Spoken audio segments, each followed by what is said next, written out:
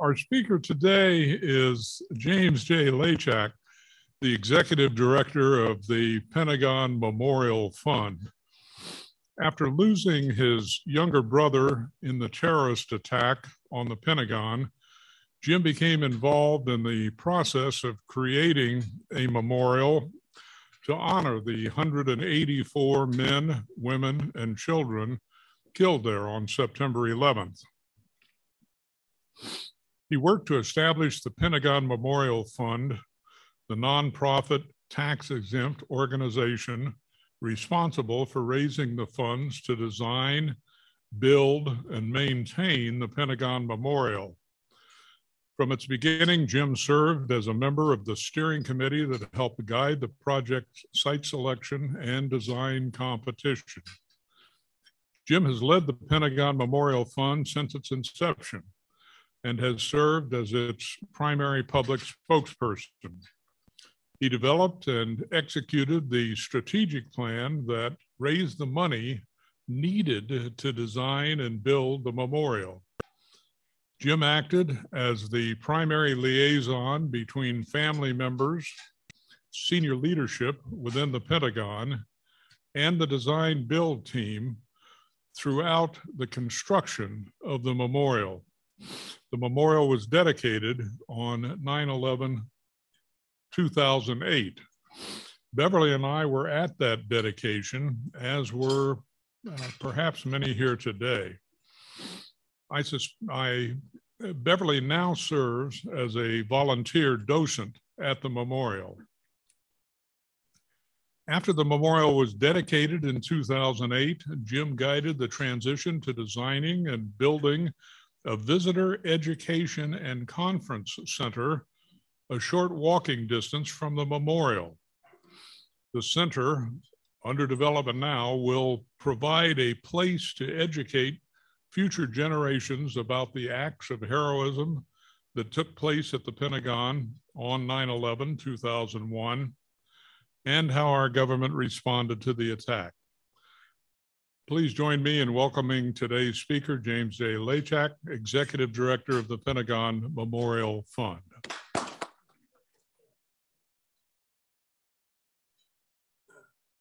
I wanted to show, this is a picture of my brother Dave. This was taken in April of 2001 at my dad's birthday party. Dave and his wife, Lori, and his kids, Jenny and Zach, had just moved back into the area from Arizona. And unfortunately, he was just in the wrong place at the wrong time. And he died in the attack on the Pentagon. And as a result of that, we talked about the design competition and how we got involved. Well, we created a nonprofit called the Pentagon Memorial Fund. And the board of directors at the beginning were all family members. They were volunteer board members. They were family members that either lost someone on the plane, Flight 77, or lost someone in the building. Military, there were some military spouses of military officers who died, civilians. My brother was a civilian. And the focus of the Pentagon Memorial Fund was to raise the funds to design, build, and ultimately maintain the Pentagon Memorial at the Pentagon. We knew where the site was going to be. It was on the side of the building that where the plane came through. It was between Corridor 4 and Corridor 5, if you're familiar with how the Pentagon's shaped. Fast forward, here's the dedication ceremony at the Pentagon on September 11th, 2008. We were the first of the 3 9/11 memorials to have, or 9/11 sites, excuse me, to have a memorial. As you can see, there's President Bush, Secretary Rumsfeld, Admiral Mullen, Chairman of the Joint Chiefs, and Secretary Gates, who were there on the podium with me. And this is unveiling the first memorial unit. I'll talk a little bit about the memorial units in a minute. So here you get an example of the memorial units. The memorial units, the design that the designers came up with was to have a memorial unit or a bench for each person that died. And these benches are arranged according to the birth years of the victims. So they start out with Birth year, I think, would have been 2008. You know, there were two little girls who were traveling with their parents on Flight 77. So the first two benches you see are the sisters, Dana and Zoe Falkenberg. And then you go a little bit further, and there were three children, middle school students, who were traveling with their teachers on a National Geographic school trip. Asia Cottom, Rodney Dickens, and Bernard Brown III, whose father actually worked in the Pentagon at that time. So here you can see the name at the end of the bench. And I want to point this out, that the designers, when you see a bench like this, it's actually pointing away from the Pentagon, that is someone who died in the building. Because you come up to the bench, you read the person's name, and you see the Pentagon in the background. So my brother, who was born in 1961, he's on the 1961 age line. You'd come up and see David W. Laychak, and then the building in the background. And you can see these kind of metal strips through the gravel. Those, again, represent the age lines of the people there. So the birth years of the people that they were born in. These other benches, there's another bench you can see that's pointing towards the Pentagon. The idea is that when you go up to that bench, your back will be to the Pentagon, but you'll be facing the sky. So it represents someone who was on Flight 77, because the airplane actually came in above the Pentagon. It banked south towards Crystal City and then came back in because it was too high, and that's where it crashed in. So the age lines are oriented to the flight path of the plane into the building. So in a very subtle way, it kind of focuses you on the building. So in my mind, it's always been kind of an individual memorial, a collective memorial, in a very subtle way tells a story about what happened there. But as my wife says to me many times, if they didn't have a docent, or they didn't have someone kind of explaining this all to you, it would be sometimes hard to figure all this out. So that was the impetus to create the Visitor Education Center, because there are generations who have no memory of 9/11 school trips that come to the Pentagon Memorial every year. We get a little over 1 million visitors a year, most of them primarily school kids that come in. And they have no memory. The impetus for the Visitor Education Center, I remember taking a tour group through the memorial, and I was explaining to, he's probably a 5th or 6th grader, how the planes flew into the building. And he said to me, he goes, "What are you talking about? Planes flying into the buildings? Those were bombs that went off." And that's when I realized, again, you know, that it's hard to remember. I can remember being 3, 4 years old. And I remember my parents worrying about the John F. Kennedy assassination, but I don't remember a lot of the details of it. I just remember there was something that my parents were focused on. The country was sad. There was the, days of mourning. I think it's similar with the Pentagon attacks, is you got a generation that's growing up that has very little memory or no memory at all of what happened here. So that is, why we're focusing on the Visitor Education Center. So I just wanted to kind of give you an essence of what the memorial's like, and we're going to talk a little bit about where the Visitor Education and Conference Center will be. So here's another picture at night. It's the memorial, I should say, is open 24 hours a day, 7 days a week. The Pentagon wants that to be open just as much as the families and the people the docents and others who support this. They'll know what you're doing in there. They're watching you, but they won't bother you if you come at night. And I've actually been there at 2 o'clock in the morning visiting, and it's a very peaceful, quiet place. But this is probably one of the more prettier pictures to me. The trees, the crepe myrtles have filled out, and you've got the glow of the light in the pool of water underneath, and it really gives you a very different perspective. This is toward the interior of the memorial, away from the entrance. So I just wanted to highlight this picture as well. So again, now we fast forward to the Visitor Education Center. We've made changes to the board. I'm now, as of 2019, the full-time executive director of the Pentagon Memorial Fund. We've got other members on the board. You can go out and see him on our website. Sean Connaughton is now the new board chair and president. He worked for he was the Secretary of Transportation in the state of Virginia and helped us get the land for the future Visitor Education Center. So here's what the area looks like right now. But some of you may have noticed that there's a lot of construction going on here because they're actually starting to straighten out Columbia Pike and realign all the roadway here because they're trying to create more burial space for the Arlington Cemetery. And when they create more burial space, they'll actually create the site where the Visitor Education Center is going to be right here. So that's what we're waiting on now, is for the site to be a lot, the roadworks to finish and the site to be created where the Visitor Education Center will be. And it'll be a short walk to the memorial, as opposed to people now, they'll go to Pentagon City Mall, which is down here, and they'll walk across South Parking and then walk into the Pentagon Memorial.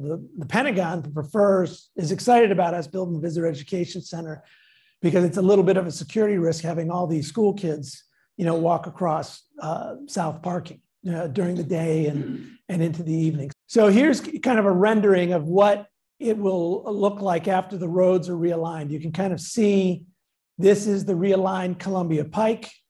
This will be the Visitor Education Center. The old clover leaves, the circular clover leaves will go away and you'll have access ramps on and off ramps.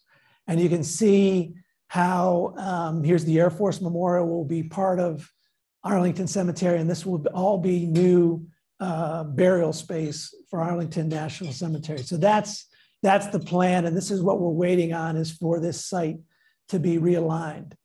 Here's more of what the site will look like. It'll be the Visitor Education. I'll show some things later, but the exhibit space will be on the first floor. The second floor will have conference space. There'll be a gift shop on the first floor, a cafe on the second floor. There'll be a rooftop terrace, hopefully, that will look out into views for Arlington Cemetery. And there'll be a parking space where people can park and either go to the Visitor Education Center first or walk this way towards the Pentagon Memorial. So this is the plans that we're working towards now. Here's another view once it's finished. The Pentagon is over to the left side here. This is the underpass under Washington Boulevard. You can see how this will all look once it's expanded. And this is, a couple years out, but you can see the lobby, and here's the conference center at night where you can see, here's the rooftop terrace on this other side. This is the amenities wing. So this gives you another idea of what it will look like. And this is the view from Washington Boulevard looking down into the parking lot with you can see the Air Force Memorial in the background. So this will give you a sense of what it'll look like once it's finished. Here's another view from the Air Force Memorial. You can see down here where the Visitor Education Center will be. And you can see into the distance, Washington Monument, the Capitol. I think that's the Jefferson Memorial and the tidal basin there. So it'll really be a very much different area than it is today, a very bucolic space. But this is all happening over the next couple of years. Here's some final thoughts I want to share with you, some points we want to take away. We did a sustainability study, and we believe that there's a strong business model for people who want to use conference space, interesting conference space. We're following the same public-private partnership model we did to create the Pentagon Memorial, where there was a private campaign that focused on the design and the early stages. We got federal funding to help with the construction effort. And then the Pentagon Memorial Fund is providing all the operational support for the memorial now, but ultimately for the Visitor Education Center as well, through the business model and making it an event space as well. We're looking at August of 2024 to complete the design. It'll probably be in November. This is slid about 6 or 7 months now. We hope it doesn't slide anymore, but this will be when the road realignment project finishes and help frame the site so that we can start building the Visitor Education Center. And it's about a 2-year construction project. So this is the general timeline that we're working on. In the meantime, we'll continue to focus on the public campaign goal. And we're looking at federal funding in either the FY23 and also the FY24 budgets. So questions? I saw your hand up first. I'm very sorry about your brother. Thank you. I've never gone to the memorial myself because I just kind of considered the Pentagon to be off limits for the general public. And, you know, I find it a little intimidating to just go over there and say, I'm going to park on your parking lot or something like that. So is there a designated area for those of us who would like to go? Well, there's no designated area to park because it's, you know, we've wrestled with that issue to provide parking spots for docents. Pentagon City Mall is on the other side. You can park there. And then you can walk through the pedestrian tunnel and walk across South Parking and get there. I have sometimes parked on weekends and haven't been caught, but I wouldn't recommend it to anybody. Thank you for being here. This is really impressive. And seeing that night view is just absolutely gorgeous. But looking at the design itself, this is something, you know. Design of the memorial? Yes. Yes. You talk about the lines. Yes. The benches. You know, the orientation, you died on the plane or within the building and the names and all that. Who came up with that idea? And, you know, because that's a very creative process and that doesn't just happen overnight. Yeah, the U.S. Army. Thank you for being here. Yeah, the U.S. Army Corps of Engineers ran a design competition in 2002. There were over 2,000 entries over 2,000 entries from around the world. It was a juried design. I was one of 2 family members on the jury. Keith Caseman and Julie Beckman were the designers. They were one of 6 finalists. They came back. They basically had a poster that kind of explained their design. Then they did a scale model. They came back. So the family members were very involved. The Pentagon was very involved, but it was a design competition. And in my mind, it was always, you know, whatever the strongest design was going to win. I could always defend the design because it was, you know, a typical design, architectural design competition. At the time, it was the largest in the world, but then when they did the memorial up in New York and then in Pennsylvania, memorial up in New York surpassed it. But that's how the design came to be. Good afternoon, and thank you for being here. Thank you. And I apologize if I might have missed it since I missed the first 5 minutes. No problem. I had a question about the educational center. Yes. I think that in the States, when we think about 9/11, we often think about it in an historical vacuum. People ask the question, you know, why do they hate us, as though there were no answer? And so I'm wondering if the educational system, in addition to, you know, appropriately memorializing the fallen, will also provide some broader context in terms of the history of the conflict before and after, that led to the event, and maybe look to security through peace as well as security through, you know, strength and vigilance. No, I totally agree with that. And that was one of the reasons for the Visitor Education Center and Conference Center, because I can see symposiums in the upstairs conference room where we talk about those types of subjects. My dad was career Army. Right before we moved to Northern Virginia, we lived in Tehran when the Shah was still in power. And I remember my mother telling me, you will not be an ugly American. You need to understand different cultures. So that is something that is important to me as part of this effort. And that's how I think we can accommodate that through the conference center as well, where you could have these types of discussions. Thank you. I applaud that. Thanks. Thank you. So, some of us were very involved in the building of the Eisenhower Memorial on the wall. And the review process for that was arduous. I'm sure you went through the same thing. Was Arlington National Cemetery as an organization involved in, or did you have someone from there on your review committee reviewing the design, and are they involved? I'm sure they're heavily involved now with the design of the your new center. Yeah, they're very involved with us now. We're partnering with them because the land that we're going to use will be is actually owned by Arlington Cemetery once that roadway reconstruction works. And they want us to be there just as much as we do, because they look at it as a whole corridor of education about the war on terror and how we responded and all the things that have happened. Will you be able to access it from inside the Arlington? No, we'll be outside Arlington Cemetery. And then they're going to be creating a new entrance facility. And this is, 3-4 years out, but it's the grand plan. Right.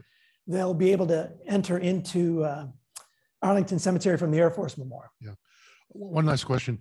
Washington Boulevard. Yes. Was there ever any thought, I know it's gazillions of dollars, subterranean, so you could have a direct access between the two places? Too much money Way too much money. Way too much money. Yeah, I mean, even now it's a lot of more money for the board to swallow, and with inflation at 20%, now's not a good time to start a construction project. So that 100 million that I showed you when the board chair saw it, sure, I thought he was going to kill me. But we've got the right people helping us, owners reps, things like that, to manage it as best we can. And that's why the whole idea of the federal funding for the construction piece is so critical. Hi, everybody. I'm Beverly Johnson, Bob's wife, and I do volunteer down at the memorial. Thank you. Bill, I want to go back to parking and getting there for just a minute. What he mentioned about the underpass and all that from Pentagon City, absolutely accurate. I personally, when I go down there, always take the metro and walk from the metro station, and you're perfectly free and allowed, and nobody's ever stopped me or anything else to walk around. And I would say it's a good quarter mile, Jim. That's probably about right. Yeah. About a quarter mile. But shorter than the walk from what I was talking about. Yes. From Pentagon. So I'm glad you brought that up. Yes. He mentioned parking at the Pentagon City Mall and walking through the pedestrian underpass. That is one way to get there. I'm saying I take the metro and get off at the Pentagon station and come up above ground and walk around. Walk around the building. And that's actually shorter. Yeah. And Jim, there are some parking spots in the plans for the center, correct? Oh, yes. There's a whole 125 spot parking lot in for the Visitor Education Center. Thank you for what you have done, of course. And I think I agree with all of the people who think that those events should never be forgotten. Absolutely. And I went to the Pentagon. I was very happy to see how beautiful has been done. This great. Thank you. Also, don't hear? Okay. Also, one thing I want to know, because I never, this time, just today, it came up in my mind. I never heard about what happened with the passenger of their plane, if they are being in a memory of this particular. The passengers on the plane? The passenger in the plane. Nobody talks about them. Well, they are very prominent in the Pentagon Memorial because the people that are represented by each bench are passengers on the plane and people that die in the Pentagon. And the orientation of the bench, and it's a little hard unless you go out and see it, is if you stand by somebody's bench and you read their name and see the Pentagon in the background, that's someone from the Pentagon. If you read someone's name and you see the sky in the background, they are the passengers. They are the passengers. I see. So the passengers, because of the way the designers designed it, the benches that point toward the Pentagon are actually the passengers. Yeah. The benches that point away from the Pentagon are the Pentagon survivors, the Pentagon victims. So my brother's bench, when I go to my brother's bench, it's pointing away from the Pentagon, and I'll see his name right here. If I go to the very first two benches, Dana and Zoe Falkenberg, they were traveling with their parents. They were two little girls that died. Their benches are pointing toward the Pentagon because you want to see the sky in the background. Thank you very much.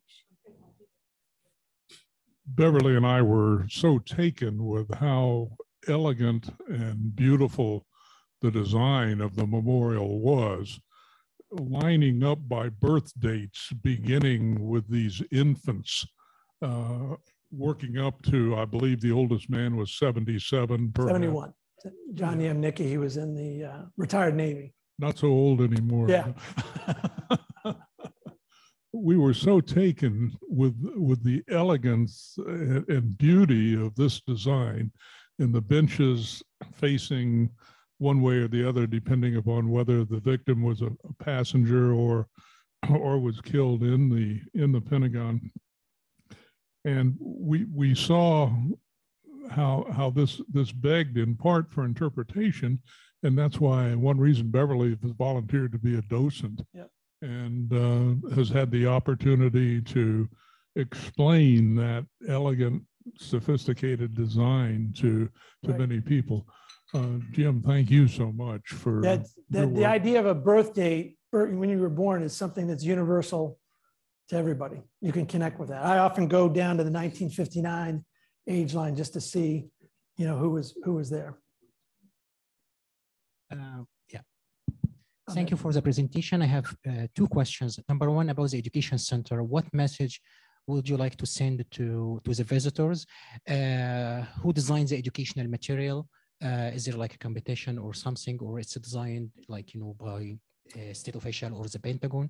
And my other question about, is there any kind of like cooperation or coordination between the memorial here and the one in New York City?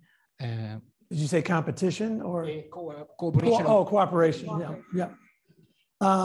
First question is, we have an exhibit designer that's designing the exhibits, and the focus of the exhibits is the whole idea of response. So, what happened, and then how did we respond? How did we respond as a country? How did we respond as a military? How did we, respond globally? So it's that idea of response.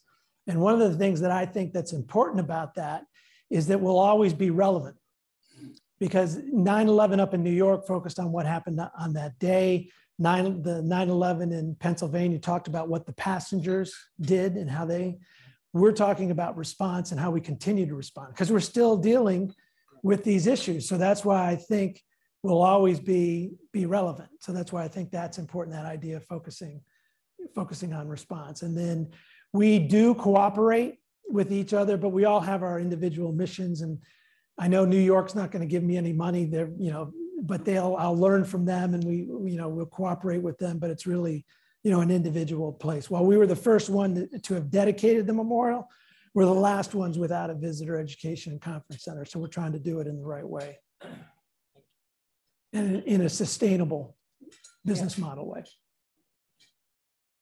So it's more of like a documentation of the event, right? It's not more like a CT, CVE work. No, yeah, there are going to be, who knows, once we start building it and designing it, there'll be touch screens and different things that we can show.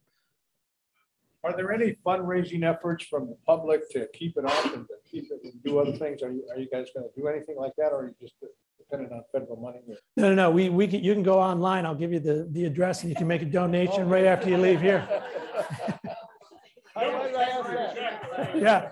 No, we take credit cards. We take everything. So it's easy peasy. Just go out, PentagonMemorial.org. But you missed donate. the whole thing. You didn't pitch it. You didn't say anything. Well, that's why you set me up. You told me you were going to help me with that last question in case I forgot. You're a good man, Max. Thank you.